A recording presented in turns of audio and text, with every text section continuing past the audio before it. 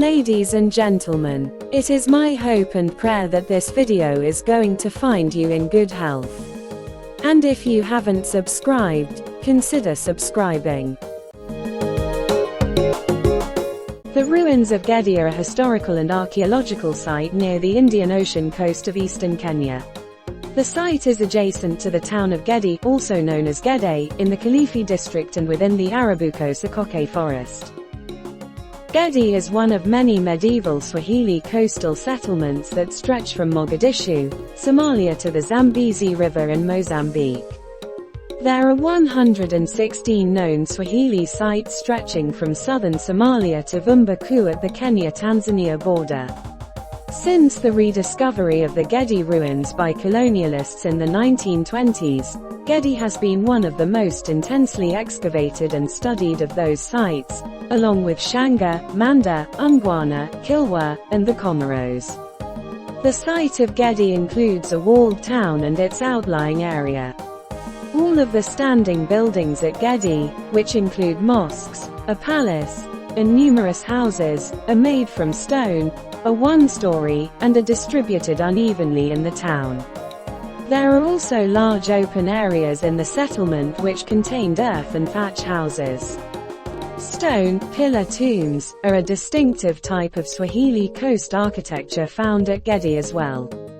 Gedi's location along the coast and association with similar sites along the Swahili coast made it an important trade center. Although there are few historical documents specifically associating Gedi with Indian Ocean trade, the site is thought to have been one of the most important sites along the coast. Gedi's architecture and an abundance of imported material culture including pottery, beads, and coins provide evidence of the city's rising prosperity over the course of its occupation from as early as the 11th century to its abandonment in the early 17th century. Early archaeological research. Excavations commenced at Gedi in 1948 under the supervision of James Kirkman, lasting until 1958 with intermittent excavations occurring from the 1960s to the 1980s. Kirkman excavated the buildings at the city's core, including the palace and several mosques and houses, and also cleared and repaired the walls. The Great Mosque was excavated in 1954 and the palace was excavated in 1963. Following his excavation of the Great Mosque, Kirkman's report, The Arab City of Gedi, The Great Mosque, Architecture and Finds, was published, followed by a series of monographs and papers. Along with the excavations at Gedi during the 1950s, concurrent excavations also took place at similar sites along the Swahili coast. Wilson's 1982 survey of the 116 sites along the coast found 34 isolated ruins, which he concluded likely contained possible settlements or isolated dwellings. Although smaller settlements were studied, larger sites received the most attention. Other than Gedi, the site most intensively excavated was Ungwana at the mouth of the Tana River, which was similar in size to Gedi. However, compared to sites similar in size, Gedi had one of the more densely populated urban centers. Recent archaeological research. Since the 1990s, archaeological research at Gedi and other Swahili coastal settlements has intensified.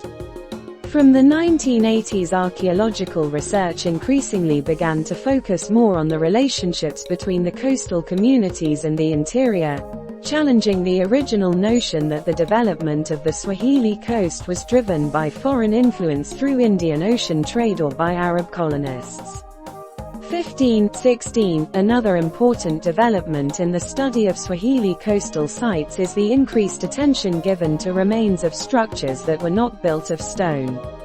Surveys of the open terrain at Gedi found dense concentrations of mud-thatched dwellings. In 2001, Stéphane Prédines from the Institut Français d'Archéologie Orientale and archaeologists from the National Museum of Kenya conducted a topographical survey of Gedi, which mapped the distribution of neighborhoods in order to investigate the site's urban development. Concurrently, Lynn Copland conducted surveys of the mud-thatched neighborhoods, focusing on the area between the inner and outer walls. From 2002 to 2003, research at Gedi continued to focus on urban development prior to the 15th century, with focus on a group of coral houses built by social elites in the site's urban core. The Gedi ruins make up a site consisting of 45 acres, 18 hectares, that lies in the primeval Arabuko-Sokoke Forest. The ancient town at Gedi is divided by two walls, with an outer wall enclosing 45 acres, 18 hectares, and an inner wall enclosing 18 acres, 7.3 hectares. Within the inner wall there are two mosques, a palace or Sheikh's house, 4 large houses, several clustered houses, and 4 large pillar tombs comprising the urban core. The inner wall also encloses 4 other houses and 3 other mosques. Between the inner and outer walls few stone structures have been identified with the exception of 2 mosques. Immediately beyond the outer wall there is 1 mosque and several other unidentified structures. In addition to being divided by the inner and outer walls, which created an urban core occupied by the site's foremost buildings and areas of occupation between and outside of the outer wall, Gedi has a well-established infrastructure. Gedi's structures appear to be formally arranged in accordance with streets laid out in a grid pattern. Additionally, the site contains sumps to collect storm water and lavatories in many of its primary buildings. The majority of Gedi's structures were domestic residences made of thatched roofed mud buildings concentrated between the outer and inner walls. However, the only buildings that survived to the present were constructed using coral stones extracted from the Indian Ocean.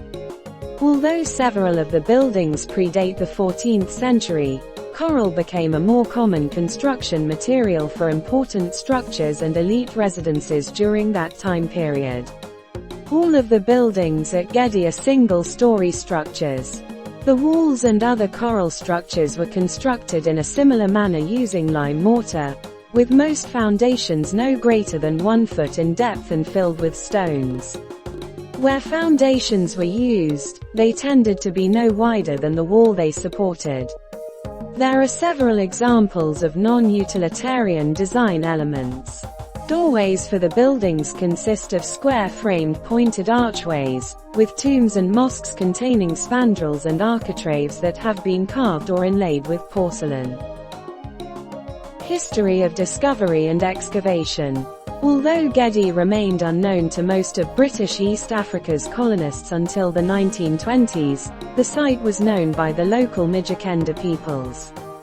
Currently, the Giriyama, one of the Mijikenda tribes, maintain a large community around the Gedi ruins who view the site as a sacred and spiritual place.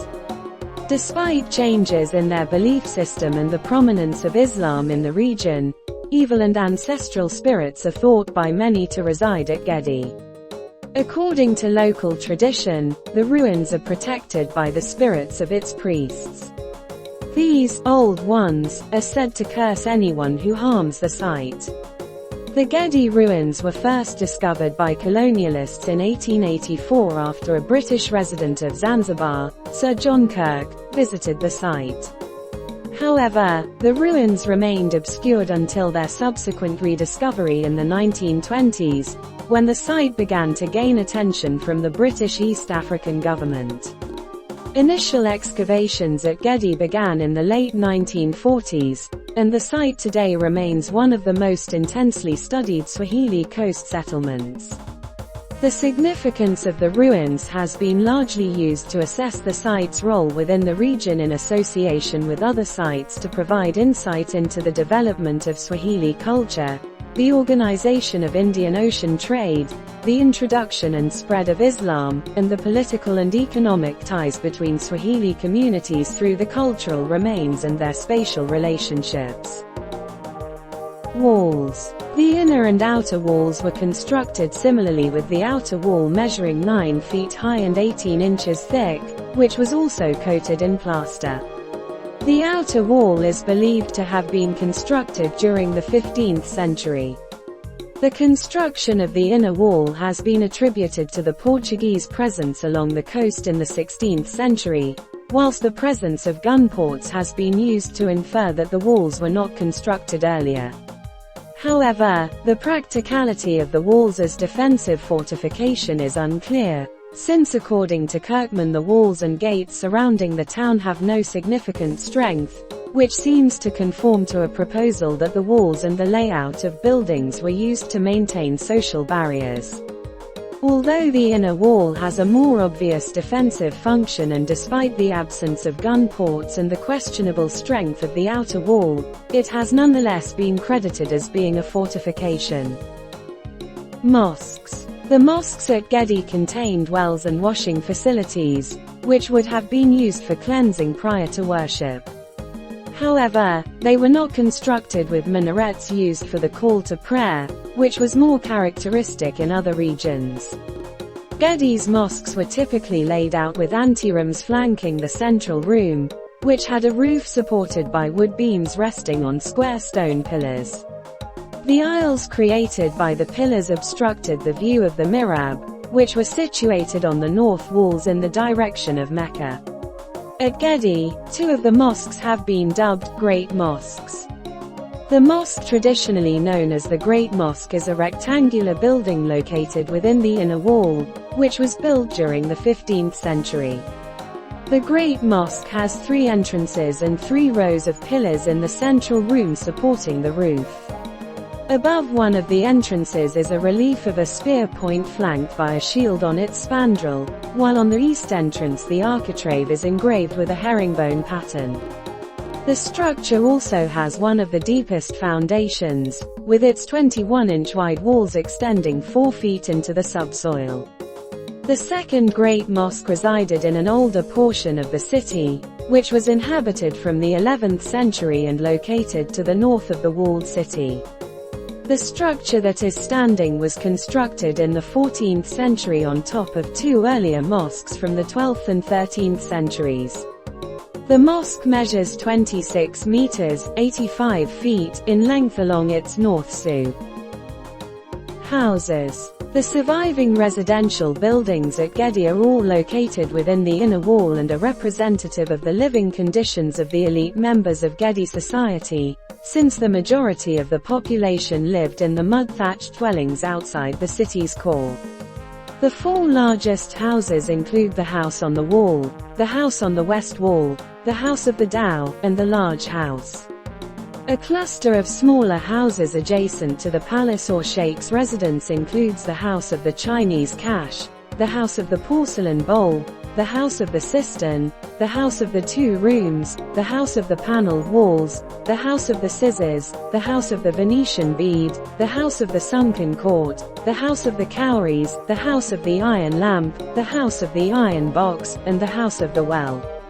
Although the houses at Gedi vary in size, their number of rooms, and their layout, the basic house at the site is a 3-room structure, which usually contained a forecourt and domestic court.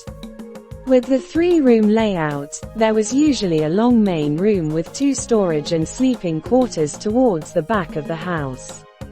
One of the back rooms usually had a storage compartment near the roof with access through a trapdoor.